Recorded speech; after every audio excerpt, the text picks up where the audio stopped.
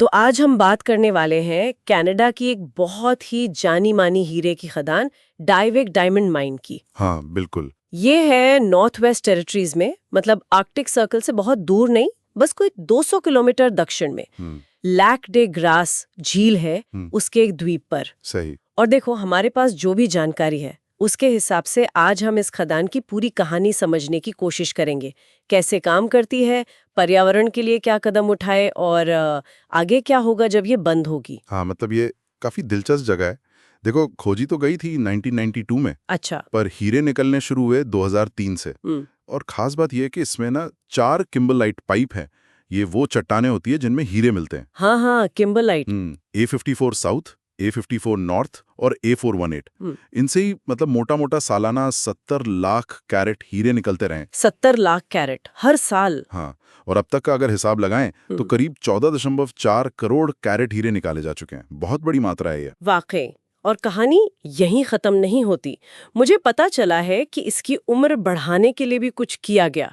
कोई A21 project. हाँ बिल्कुल, A21 अंडरग्राउंड प्रोजेक्ट। इसका फेज 1 तो चल ही रहा है और फेज 2 को भी मंजूरी मिल गई। तो अब ये खदान 2026 की दूसरी तिमाही तक चलेगी। थोड़ी और जिंदगी मिल गई इसे। लेकिन सिर्फ खुदाई बढ़ाना ही मकसद नहीं रहा इनका, है ना? पर्यावरण पर भी काफी ध्यान दिया, ऐसा सुना है। हाँ, ये बात सही है। देखो, 2012 से ही इनके पास 9.6 मेगावाट का विंड फार्म तो था ही। और अब मतलब बिल्कुल हाल ही में जुलाई 2024 में एक 3.5 मेगावाट का सोलर प्लांट भी चालू कर दिया है। अरे वाह, सोलर प्लांट भी आर्कटिक के इतने पास। हाँ, और ये कोई छोटा मोटा प्लांट नहीं है। कनाडा के इतने उत्तरी इलाके में ये सबसे बड़ा ऑफ ग्रिड सोलर इंस्टॉलेशन है। मतलब मेन बिजली लाइन से जुड़ा नहीं है, अपनी बिजली खुद बनाता है। Of grid? अच्छा। टर और कार्बन उत्सर्जन वो भी करीब 2900 टन कम होगा हर साल। ये बहुत बड़ी बात है उस इलाके के लिए। जाहिर है, आर्कटिक का पर्यावरण तो वैसे ही बहुत नाजुक होता है। क्या ये टेक्नोलॉजी दूसरी ऐसी ठंडी जगहों की खदानों में भी काम आ सकती है? देखो, सीधे तौर पर तो जानकारी में ये नहीं बताया गया, लेकिन डायाविक का ये कदम एक मिसाल तो है ही। और इस सोलर प्लांट की एक और अहम बात यह है कि जब 2026 में खदान बंद हो जाएगी और उसको ठीक ठाक करने का काम चलेगा, मतलब रिक्लेमेशन का, तब भी ये प्लांट जरूरत के करीब 25% बिजली देगा। अच्छा, तो बंद होने के बाद भी काम आएगा? बिल्कुल। और इसी वजह से रियो टिंटो, जो इसे ऑपरेट करती है, उनको 2025 का TSM एनवायरमेंटल एक्सीलेंस अवार्ड भी मिला है। ये कनाडा की माइनिंग एसोसिएशन देती है पर्यावरण और समाज के लिए अच्छे काम को मान्यता देने के लिए। ये तो बड़ी उपलब्धि है। और पर्यावरण के साथ साथ स्थानीय लोगों का भी कुछ जिक्र था। हाँ, वो भी एक अहम पहलू है। ये जो सोलर प्लांट बना ना, इसमें करीब 30% जो काम करने वाले लोग थे, वो वहीं के स्थानीय स्वदेशी त्रिछो समुदाय से थे। ओ, ये तो बहुत अच्छी बात है। मतलब साझेदारी भी है। हाँ, दिखाता है कि कैसे बड़े प्रोजेक्ट्स स्थानीय समुदाय को साथ लेकर चल सकते हैं। और देखो, एक तरफ तो बंद होने की और भविष्य की तैयारी चल रही है, वहीं दूसरी तरफ खदान अभी भी कुछ ना कुछ कमाल दिखा रही है। अभी हाल ही में अप्रैल 25 में वहां एक बहुत बड़ा 158.20 कैरेट का पीला हीरा मिला है। 158 कैरेट पीला हीरा?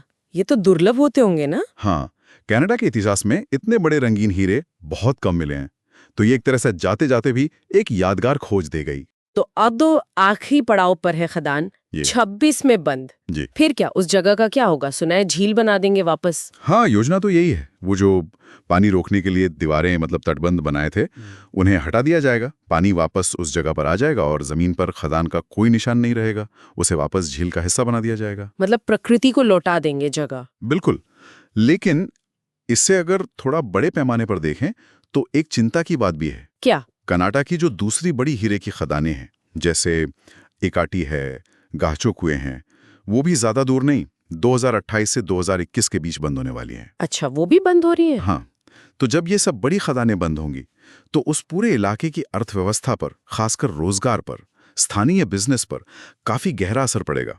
उस क्षेत्र को शायद कमाई के दूसरे रास्ते खोजने पड़ेंगे। ये तो सोचने वाली बात है। तो मतलब डायाविक को हम सिर्फ हीरों की खदान के तौर पर ही नहीं याद रखेंगे। इसने टेक्नोलॉजी में, पर्यावरण बचाने में और स्वदेशी लोगों के साथ काम करने में भी एक तरह की मिसाल कायम की है। निश्चित रूप से। ये दिखाता है कि खनन जैसा काम भी जिम्मेदारी के साथ किया जा सकता है, अगर इरादा हो तो। और अब ये देखना दिलचस्प होगा कि बंद होने के बाद ये जो जगह को ठीक करने का काम है, वो कितना सफल रहता है। हाँ, वो शायद आगे के लिए एक मॉडल बन सकता है। बिल्कुल। तो जो जानकारी हमारे पास है उसके आधार पर श्रोताओं के लिए एक सवाल छोड़ जाते हैं। जैसे डायविक बंद हो रही है और अपनी जगह को प्रकृति को वापस देने की कोशिश कर रही है, साथ ही समुदाय से भी जुड़ी रही, तो क्या दूसरे उद्योग, खासकर वो जो अपना काम बंद कर रहे हों, वो इससे कुछ सीख सकते हैं? कैसे कम से कम निशान छोड़ें और लोगों से जुड़ाव बनाए रखें, इस पर सोचना चाहिए।